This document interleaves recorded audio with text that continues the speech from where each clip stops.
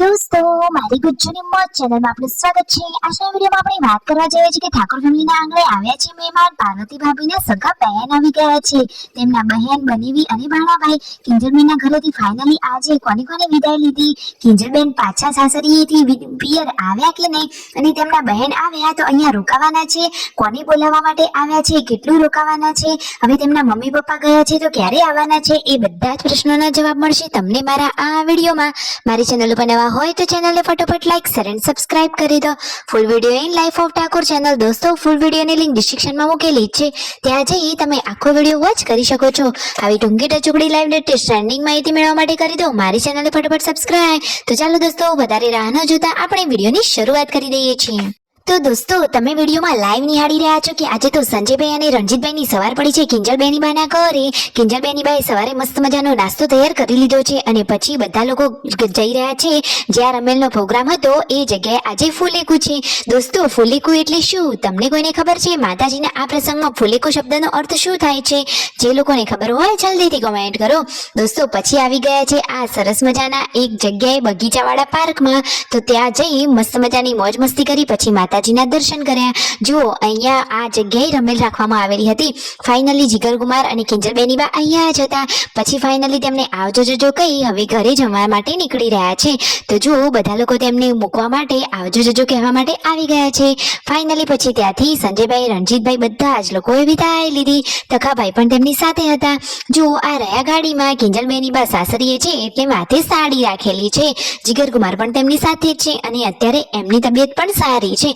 દોસ્તો એમને અત્યારે પિયર જવાનું હતું તેમની ભાઈઓની સાથે, તો તેમને પ્રોગ્રામ કેમ કેન્સલ રાખ્યો, તેઓ કેમ અત્યારે ગયા નહીં, હવે ક્યારે જવાના છે, બધી જ માહિતી તમને આ વિડીયોમાં મળશે।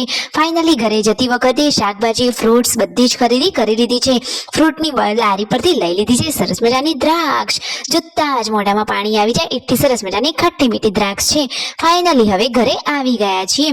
તો જુઓ ઘરે આવ્યા તો ઘરે તો આવ્યા છે મહેમાન પાર્વતી ભાભીના બહેન બનેવી અને ભાણાભાઈ। તો પાર્વતી ભાભીના બહેન અત્યારે કેમ આવે છે, સાંજના ટાઈમે શું તેઓ રોકાવાના છે, કેટલા દિવસ રોકાવાના છે અને કયા કારણથી આવે છે, તો એ તો જેન્સો અને વિયુની ખબર પૂછવા માટે આવ્યા છે ઠાકોર ફેમિલીના આંગણે। શિલ્પા ભાભી પણ આ તેમના બહેનને જોઈને ખૂબ જ ખુશ થઈ ગયા। જુઓ આ રહ્યા તેમના બેની બા।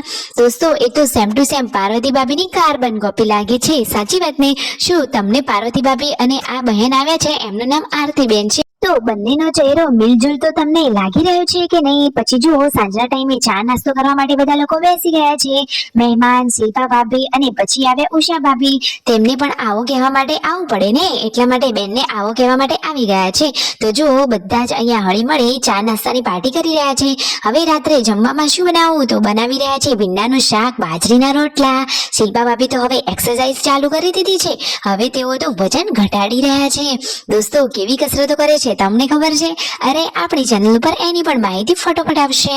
તો જુઓ ફાઇનલી આ બાજુ પાર્વતી ભાભી બાજરીના રોટલા બનાવવા માટે બેસી ગયા છે અને જુઓ તેમના બહેન તો આજે મિતાંશને લઈને ફરી રહ્યા છે। એ તો આજે મહેમાન કહેવાય, માસીના જોડે મિતાંશ તો સરસ રમી રહ્યો છે, મહેમાન છે એટલા માટે ઘરે લાવ્યા છે શ્રીખંડ, મઠ્ઠો અને રસ। તો બધા જ લોકોએ આજે મોજ મસ્તી સાથે હળી મળી અને જમણવાર કરી લીધો। પછી બધા કામ પરવારી અને અહીંયા બધા બેઠા છે। ઉષા ભાભી પણ રાત્રે કામ પાલી બેસવા માટે આવી ગયા છે। પાર્વતી ભાભી, તેમના બહેન આરતીબેન અને ઉષા ભાભી અહીંયા બેસી વાતોચીતો કરી રહ્યા છે। અને આ શિલ્પા ભાભીનો આટલો જૂનો ફોટો, તેમાં તેઓ આટલા પાતળા દેખાતા હતા, તમે જુઓ તો ખરા કે તેમની બોડી કેવી લાગી રહી છે। આરતીબેન અને શિલ્પા ભાભીનો આ ફોટો છે। તો દોસ્તો પહેલા શિલ્પા ભાભી આટલા બધા પાતળા હતા અને જુઓ આ રહ્યો તેમનો ભાણિયો આરતીબેનનો। પછી બંને બહેનોએ સુખ દુઃખની વાતો કરી। Like share and subscribe.